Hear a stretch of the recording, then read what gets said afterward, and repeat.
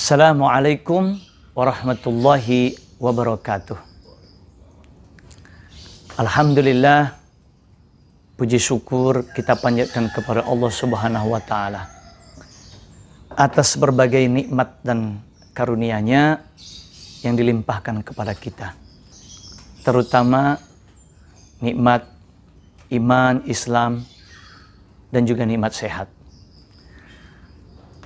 Kaum muslimin dimanapun Anda berada, saya doakan semoga semuanya dalam keadaan sehat walafiat, sehingga kita bisa beraktivitas, melaksanakan kegiatan kita sehari-hari.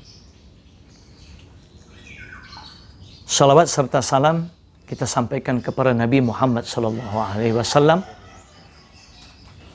Dengan salawat yang kita sampaikan serta salam kepada Nabi Muhammad, mudah-mudahan kita mendapatkan syafaatnya di akhirat kelak. Bertemu kembali dengan kami untuk membahas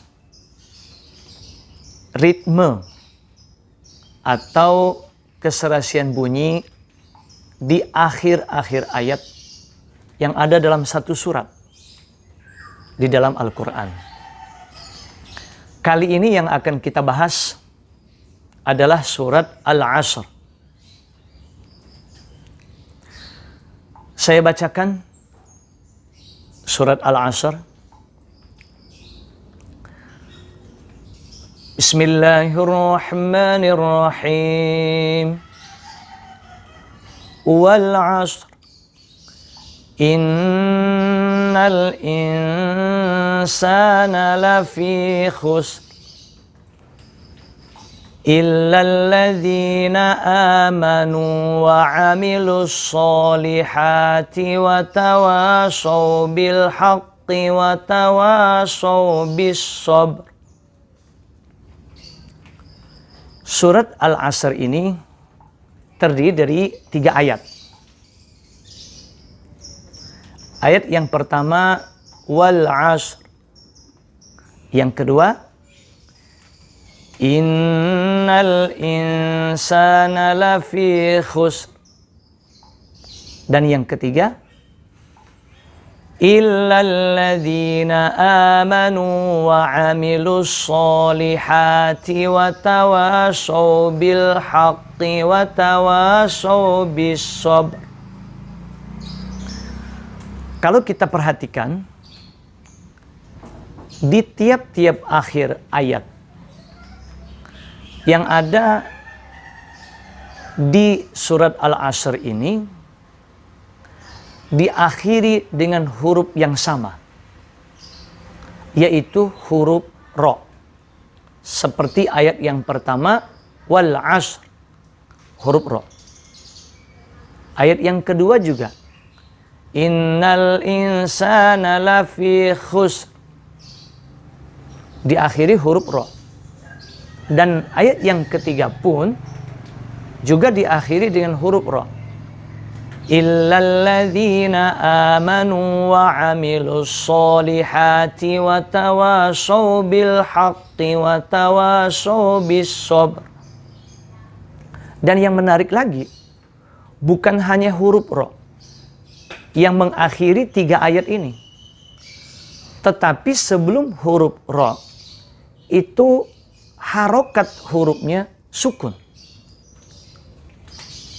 Seperti ayat yang pertama, wal 'asr, huruf shad sebelum huruf Ra harokatnya sukun. Ayat yang kedua juga demikian. Kata khusr di akhir ayat, huruf sinnya itu berharokat sukun. Dan ayat yang ketiga, juga kata terakhir,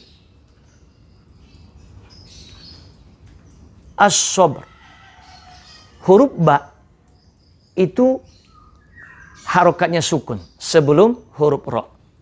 Jadi bukan hanya keserasian pada kesamaan huruf akhir, yaitu huruf Ra, tetapi juga keserasian bunyi sebelum huruf ra itu, yaitu harokat sukun. Jadi begitu serasi, begitu indah kalau kita perhatikan secara seksama surat Al-Asr yang terdiri dari 3 ayat ini. Baiklah, sekarang kita akan bahas tentang makna yang terkandung di dalam surat Al-Asr ini, sehingga kita bisa memahami dan juga bisa menerapkan apa yang menjadi ajaran atau anjuran di dalam surat Al-Asr ini. Nah, makna yang terkandung di dalam surat Al-Asr ini, ayat yang pertama, wal asr, artinya demi masa.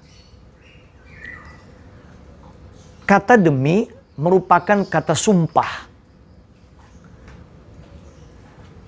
Dan kata yang dipakai untuk sumpah, yaitu al-asr, artinya masa. Tentu tidak sembarang kata yang Allah pilih dalam bersumpah.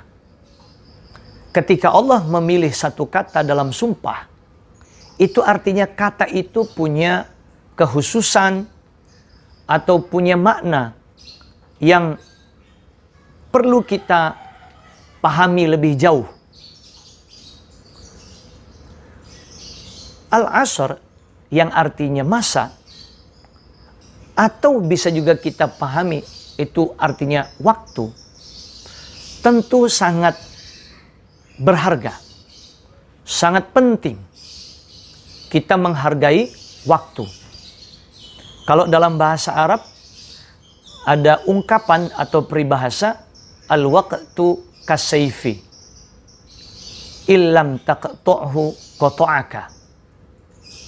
Al-waqtu, waktu itu, kasayfi, seperti pedang, sangat berharga. Illam taqtu'hu, jika kamu tidak memakainya untuk memotong, qata'aka, dia pedang itu yang akan memotong atau menebasmu.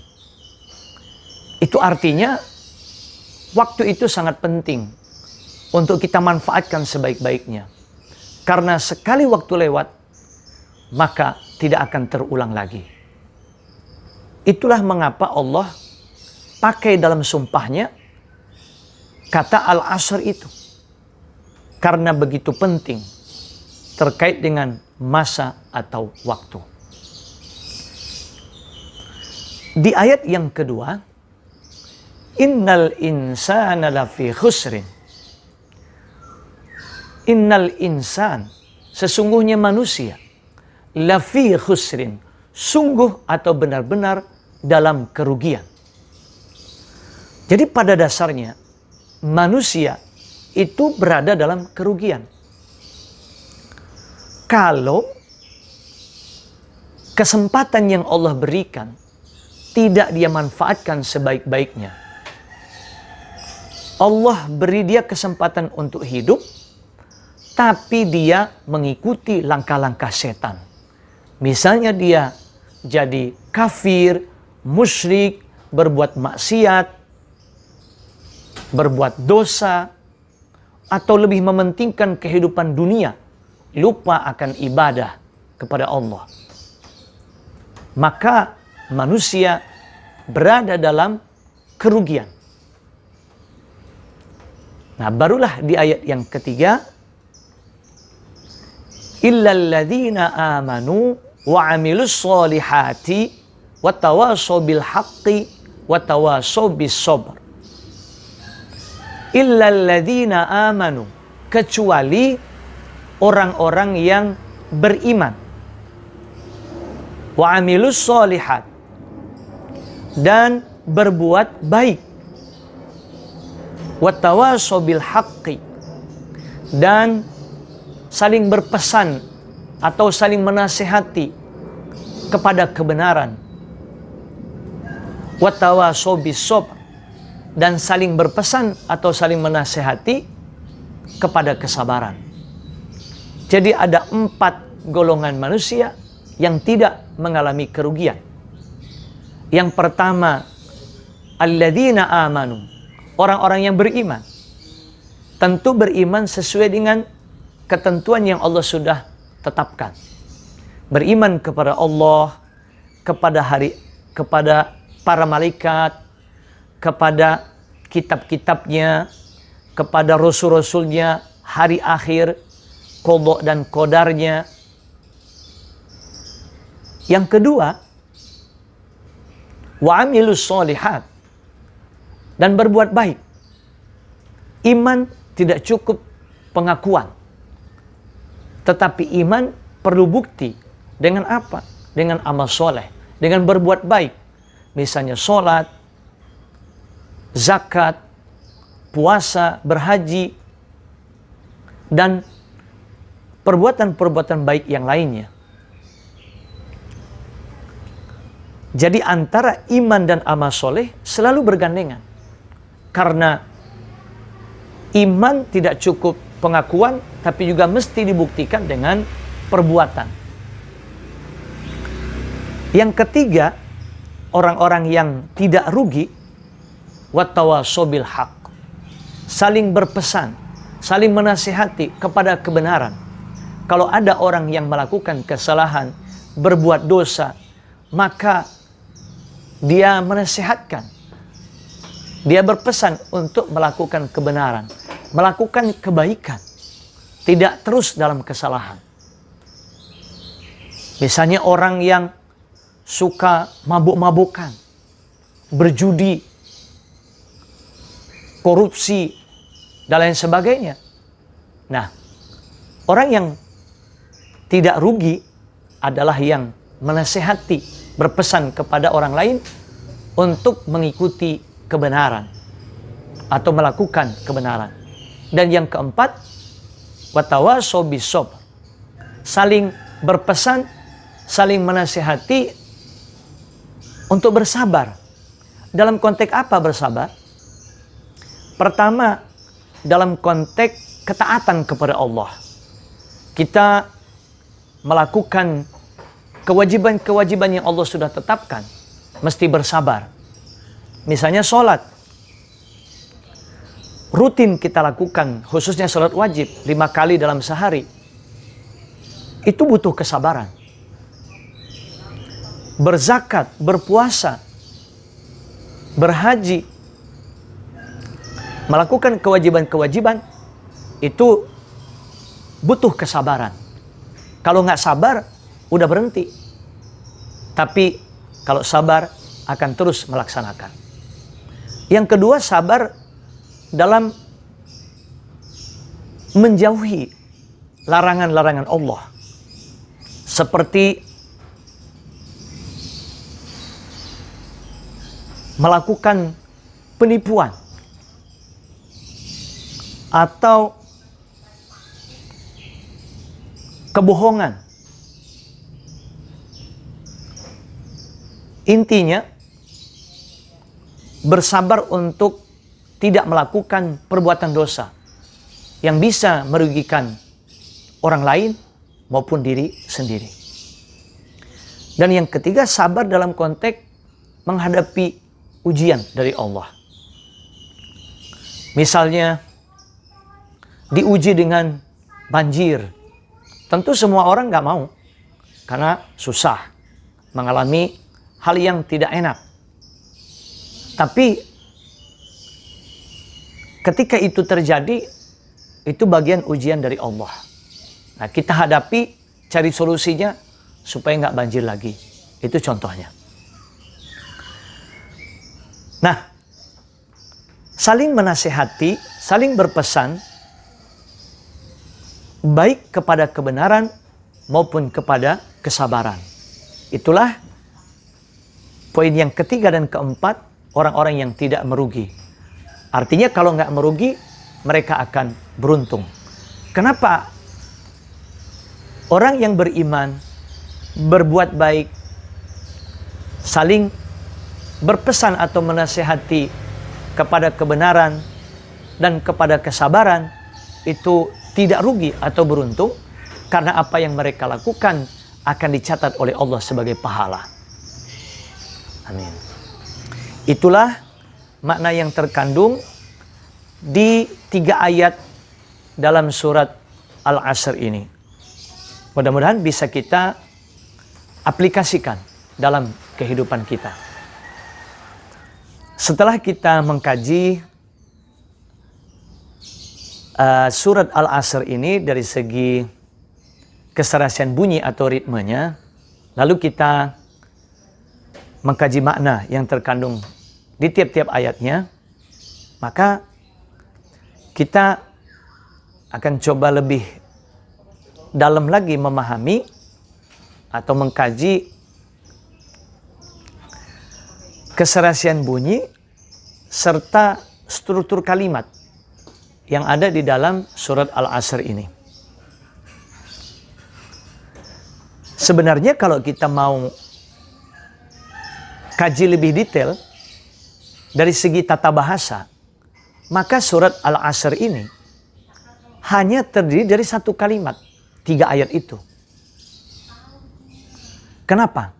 Karena ayat yang pertama, wal asr, itu baru terdiri dari harf qasam, yaitu wa, huruf sumpah, artinya demi. Dan al-asr itu kata yang dipakai untuk bersumpah. Jadi belum terpenuhi unsur kalimatnya. Tidak ada mubtada khobar, tidak ada fi'il fa'il. Meskipun sudah 1 ayat, tapi belum kalimat. Karena terdiri dari huruf qasam, bisa juga disebut harf jar, dan isim majrur. Al-asri itu. Nah, sedangkan ayat yang kedua, innal insana lafi khusrin. Memang ayat yang kedua ini sudah kalimat sebenarnya. Kenapa? Karena dengan adanya inna diikuti isimnya al-insana yang berstatus mansub ditandai fathah, al-insana. Lalu ada juga khobar innanya fi khusrin. Yang mana khobar inna seperti fi khusrin ini merupakan khobar syibhul jumlah. Karena terdiri dari harf jar yaitu fi dan isim majrur khusrin. Nah, sebenarnya sudah 1 kalimat ayat yang kedua. Tetapi ayat yang ketiga diawali dengan illa, kecuali. Artinya ayat yang ketiga ini masih sambungan dari ayat yang kedua. Kalau ada kata illa atau disebut illa itu harf istisna, huruf pengecualian, maka kalimatnya berarti masih lanjut dari ayat yang kedua tadi. Apalagi diikuti setelah illa alladina, isim mausul, yang menjadi mustasna atau yang dikecualikan setelah illa. Yang mana alladina isim mausul itu diikuti dengan silatul mausulnya, sambungan dari isim mausul, yaitu amanu, kemudian wa amilus solihat, lalu watawasaw bil haqqi, dan watawasaw bis sabr. Ini sebenarnya udah 4 kalimat yang menjadi silatul mausul, sambungan dari isim mausul alladina. Tetapi karena menjadi silatul mausul atau sambungan dari isim mausul alladina menjadi bagian dari isim mausul. Jadi intinya satu surat ini yang terdiri dari 3 ayat hanya terdiri dari 1 kalimat. Ayat yang pertama bersambung dengan ayat yang kedua. Ayat yang ketiga sambungan dari ayat yang kedua. Jadi hanya 1 kalimat. Itulah mengapa ada yang membaca satu surat ini sekali nafas. Karena pertimbangan kalimat, hanya 1 kalimat. Ya. Misalnya ya, wal 'asri innal insana lafi khusrin illal ladzina amanu wa 'amilus solihati wa tawashaw bil haqqi wa tawashaw bis sabr. Walaupun agak panjang, tapi boleh dibaca sekali nafas karena satu kalimat itu kalau pertimbangan kalimat. Tapi kalau pertimbangan bunyi, keserasian bunyi, keindahan bunyi di tiap-tiap akhir ayatnya, maka kita baca berhenti. Seperti di awal tadi saya baca. Wal 'ashr innal insana lafi khusr illal ladzina amanu wa 'amilus solihati wa tawashaw bil haqqi wa tawashaw bis sabr. Nah, seperti itu. Jadi tergantung kita pilih yang mana. Mau pertimbangan bunyi, di tiap akhir ayat kita berhenti, atau pertimbangan kalimat, sekali nafas satu ayat. Nah, seperti itulah penjelasan dari kami tentang surat Al-'Ashr ini, baik dari keserasian bunyi atau ritmenya, maupun dari segi kandungan maknanya. Mudah-mudahan bermanfaat. Kurang lebih apa yang kami sampaikan, kalau ada kata yang kurang berkenan, kami mohon maaf. Semoga bermanfaat. Billahi taufik wal hidayah. Wassalamualaikum warahmatullahi wabarakatuh.